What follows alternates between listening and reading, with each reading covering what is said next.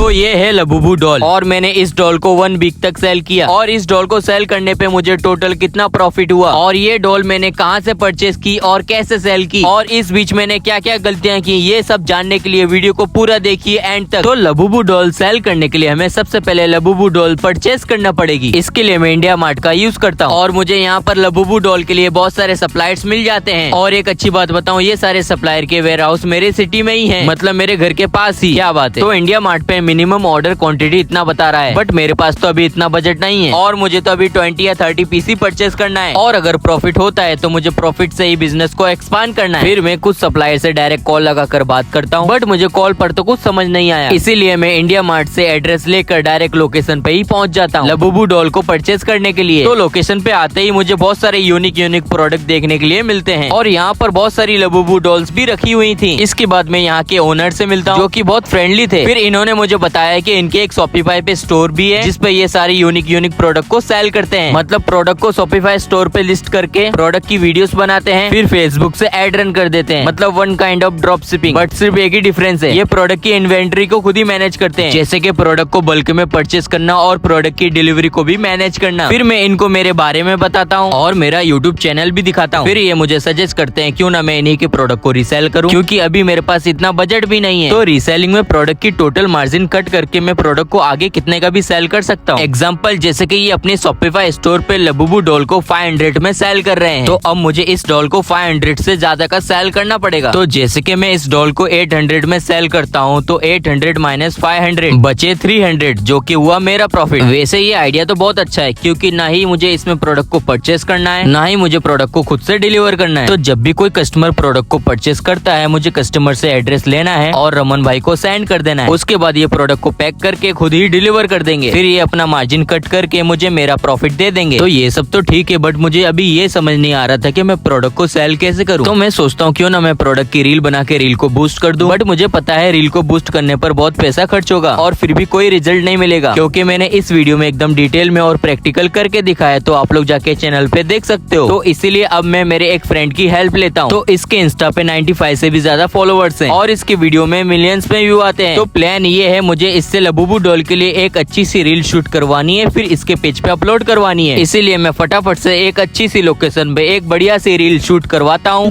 Toy लबुबू doll जो हर एक celebrity के पास है और ये सिर्फ आपका हो सकता है बहुत ही कम प्राइस में।